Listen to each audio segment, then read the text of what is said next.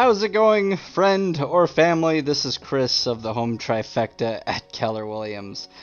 Today I want to make a really quick video talking a little bit about buying a house based on the season. Now, if I sent you this video, I more than likely have talked to you about, or you've talked to me about getting a house in the next couple seasons, months, years, something like that. So I wanted to make this short video to talk to you a little bit about buying based on the time of year. Now, as I would always recommend, first and foremost, you should always be making your purchase of a house based off of the time frame that is right for you financially first. So you should be talking to a lender, mortgage company, your bank, about if it's the right time for you to be buying a house based off of what you could be pre-approved for, and if you're feeling okay financially, just personally, if you have a comfortable amount in your savings and you want to make the decision. That should always take priority in terms of choosing when to buy a house. If you do have the flexibility and freedom to choose a time of the year that you plan on getting a house, there are some seasons that are a little bit better for you than others. And I don't know if you can tell from the thumbnail, but the springtime is a little bit of an issue with a lot of people. So what I thought I'd do is I'd make a quick video talking about some of my experience with helping people get houses in the spring, and then some of the advantages of maybe looking for a house in the fall, winter, or even summer. Again, all keeping in mind that your decision to buy a house should be based off of if you're feeling financially comfortable. So to kick things off, I want to talk to you a little bit about my experience in the spring market. And let me tell you, it's anything but easy to deal with. It often becomes much more competitive in the springtime. And why is that? Well, people's kids are getting out of school. People will have tax return money that they could put towards a down payment.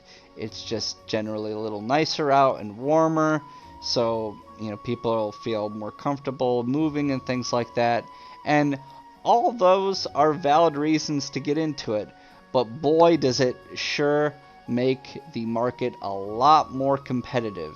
And I'll share with you a little bit of my experience this last spring, even while the pandemic was, causing a lot of businesses to slow down. The housing market really did not slow down. I had one instance with a buyer where we ended up writing 60 offers and probably looked at around 100 houses. Now, I know that's that's a little bit difficult to picture, but try to envision this. You make the decision that you want to look at a house, so we go to check it out.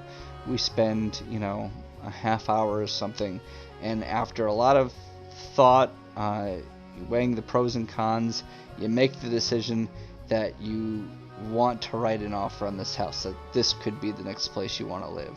And we sit down, we formulate an offer that's right for you, that's competitive, that basically makes sense for what you feel comfortable doing financially. I can talk about my process in writing offers on another video, but you go through all that, and then the day comes when we hear on it, and lo and behold, of the maybe 5 offers we wrote, all of them went with somebody else because there was 25 offers on each of them, and some people decided to go way far and above what that house should have probably sold for. And one thing I want to mention about situations like that, you're not really the loser in those circumstances. Understand that when you write an offer that is well thought out and based off of your financial situation, if it goes for more than that, if people overpay for it, good on them. That house wasn't for you, and At no point should you be just randomly throwing at the money at the wall for no apparent reason.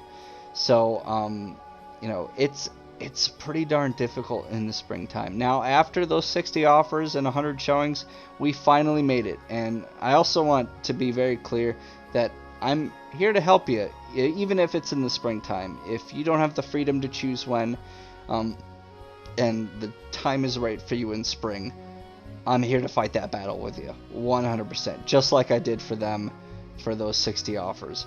But it's mentally draining on people. It's a tough deal, and you have to be prepared to put on your armor, grab a sword, and just run out there and take the market head on. So it's difficult. However, let's contrast that a little bit to some of the advantages that you might be able to take advantage of in the fall and the winter, and in some cases the summer. First off, it's kind of a different beast. Now, I'm not gonna sit here and say that there's no competition at all in any season of the year. We're still in a relatively tight housing market, and there's people who want houses. It's very unlikely that you get into a situation where there aren't at least 5 to 10 offers on a house, even in the winter. But sometimes there's only a couple. However, there are some really great benefits to going towards those houses when there isn't so much competition, and probably the biggest one is the prospect of you likely paying less for the house.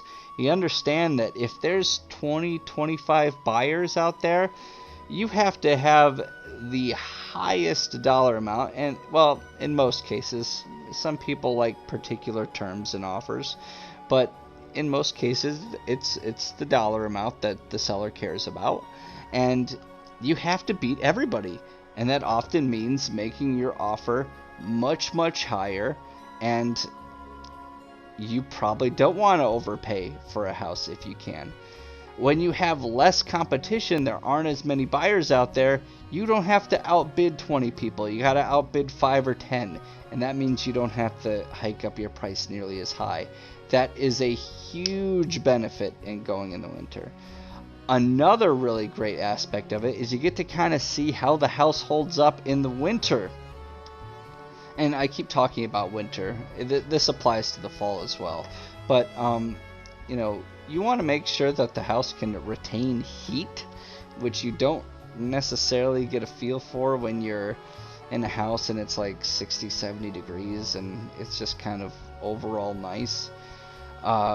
Whereas in the winter, you feel if it's cold in there, and it's important to know if that house is in good shape. Now, I'm always going to recommend you do an inspection regardless of the house and regardless of when we're looking at it, but you get a much better sense of how that house can potentially handle some bad winter weather when you look at it in the winter.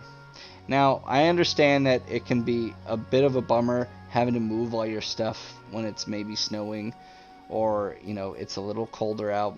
I get it, and if you can't stand that, then maybe buying in the winter isn't for you.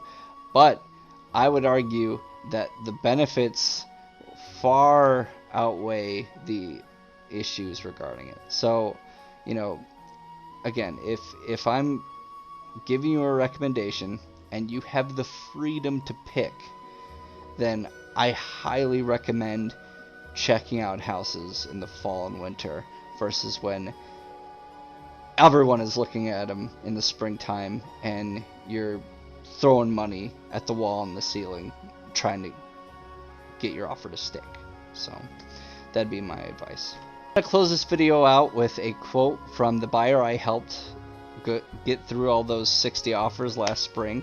I asked them one question, and it was, what would you tell a new buyer who had no choice but to buy in the springtime?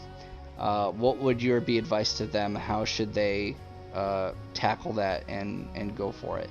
And they said that you need to have perseverance, dedication, and communication all the way. You have to get through the nose, be prepared to dedicate a lot of your weekends and evenings touring houses, and make sure that you, your partner or co-buyer, and your realtor are all on the same page with what you're looking for. So I want to thank that buyer. I won't mention them by name, but if you're watching this video, thanks for the quote. So anyway, I hope you enjoyed this. Again, I'm here for you no matter when you plan on getting a place, but if you have the freedom to decide and choose, the fall and the winter can make it a whole lot easier for yourself. So anyway, thanks for watching this. Have an awesome day. See ya.